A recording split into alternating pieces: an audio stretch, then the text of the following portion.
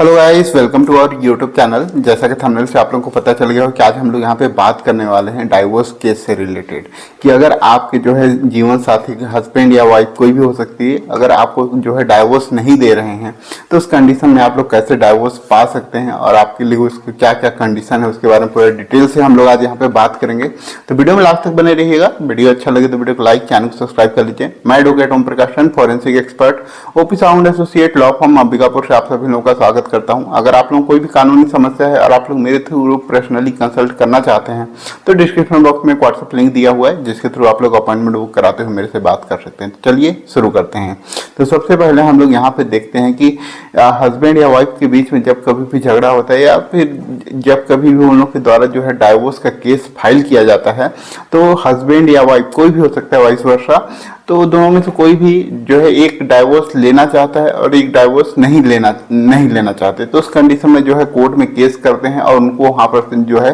काफी परेशानी का सामना करना पड़ता है और उनको वहां पर से डाइवोर्स नहीं मिल पाता है। और अगर जो है म्यूचुअल डाइवोर्स के केस में जाएंगे, अगर दोनों चाहते हैं, दोनों राजी हैं, तो उस कंडीशन में जो है न्यायालय से जल्दी ही उनको जो है डाइवोर्स मिल जाता है। तो आज हम लोग यहाँ पे देखने वाले हैं कि अगर कोई भी आपके जीवन साथी है, हस्बैंड या वाइफ कोई भी हो, और अगर आपको वहां पर डाइवोर्स नहीं दे रहे हैं तो कौन कौन से ग्राउंड हैं जिसके आधार पे आप लोग को जो है डाइवोर्स मिल सकता है, और आप लोग जो है आपके जो पार्टनर है वो अगर डाइवोर्स नहीं भी देना चाहते तब भी आप लोग जो है इस कंडीशन को अगर फुलफिल कर रहे हैं तो आपको वहां पर से डाइवोर्स मिल जाएगा। तो सबसे पहला कंडीशन है अडल्ट्री का। अडल्ट्री क्या होता है? कोई भी आपका हस्बैंड या आपकी वाइफ आपके अलावा किसी और के साथ अगर रिलेशनशिप रखती है, कोई भी फिजिकल रिलेशन बनाती है या किसी और के साथ उनका जो है अफेयर है, तो उस कंडीशन में अगर आप उस चीज को आप वहां पे साबित कर पाएंगे, चाहे हस्बैंड हो या वाइफ हो कोई भी,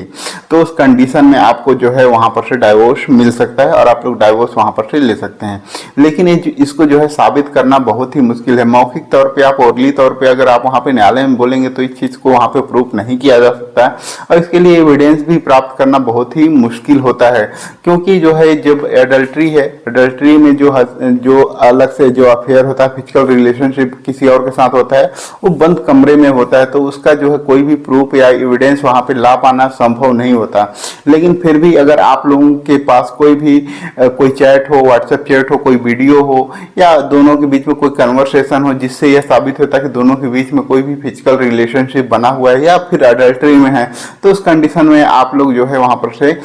इस एविडेंस के थ्रू आप लोग वहां पर डाइवोर्स प्राप्त कर सकते हैं। आगे मैं आप लोगों को नेक्स्ट वीडियो में बताऊंगा कि आप लोग कोई भी डिजिटल एविडेंस को कैसे आप लोग न्यायालय में पेश कर सकते हैं। जो नया कानून है BNSS, उसके थ्रू जो है आपको कौन कौन से सर्टिफिकेट की जरूरत पड़ती है कोई भी डिजिटल एविडेंस के लिए। अगर आपको इसके बारे में जानकारी चाहिए तो आप लोग कमेंट करके जरूर बताइएगा और चैनल को सब्सक्राइब कर लीजिएगा ताकि आगे नेक्स्ट वीडियो में जो कुछ भी लेके आऊं तो आपको उसके बारे में अपडेट मिल सके।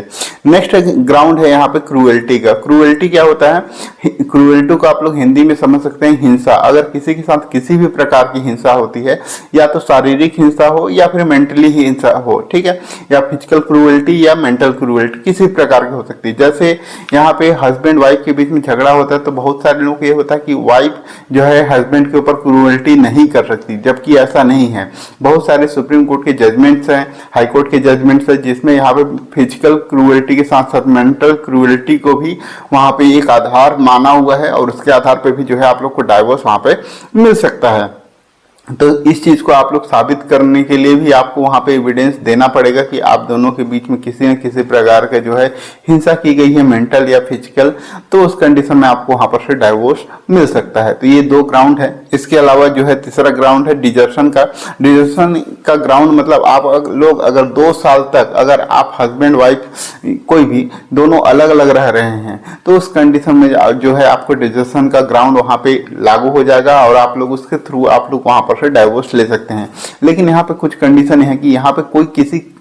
काम की वजह से अगर अलग रह रहा है तो उस कंडीशन में ये एप्लीकेबल नहीं होगा। अगर आप लोगों के बीच में कोई झगड़ा हुआ है या फिर बिना कारण के अगर आपकी वाइफ हो या हस्बैंड हो अगर कहीं अलग चले जा रहे हैं या आपकी वाइफ अलग अपने मायके में जाकर रह रही है और वहां पे नहीं मिल रही है, 2 साल तक आपके बीच में कोई भी रिलेशन नहीं है, तो उस कंडीशन में आपको ये डिजर्शन का ग्राउंड वहां पे होगा। इसमें यह कंडीशन है कि अगर कोई जॉब करने के लिए चला गया है बाहर फॉरेन में है या कहीं दूसरे राज्य में है और वहाँ पे नहीं आ रहा है, तो ये उस समय जो है ये डिजर्शन का ग्राउंड एप्लीकेबल नहीं होगा।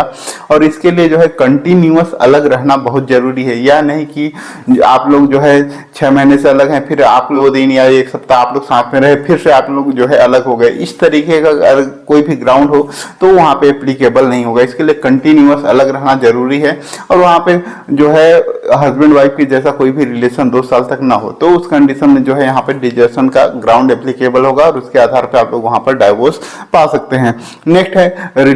रिलीजन को कन्वर्जन करना। मतलब कोई भी जो है आपका हस्बैंड हो, वाइफ हो, कोई भी अपने रिलीजन को वहाँ पे चेंज करता है। जैसे कोई हिंदू हो, हिंदू से वो कोई मुस्लिम बन जा रहा है या क्रिश्चियन हो जा रहा है, या हस्बैंड भी हो या वाइफ हो, कोई भी वहाँ पे अपने रिलीजन को चेंज कर रही है, तो उस कंडीशन में एक आधार बन जाता है। इस आधार पे भी आप लोग डाइवोर्स वहाँ पर से ले सकते हैं। यह जरूरी नहीं है कि अगर कोई अपना धर्म को परिवर्तन कर रहा है तो आपको डाइवोर्स लेना ही लेना है, लेकिन यह एक ग्राउंड है जिसके आधार पे आपको इजीली जो है डाइवोर्स मिल जाएगा। तो यहाँ पे आप लोगों ने देखा होगा बहुत सारे केसेस में आपको क्या होता है कि जो हिंदू लड़के होते हैं वो लोग डबल शादी करने के लिए, मल्टीपल जो शादी करने के लिए जो है मुस्लिम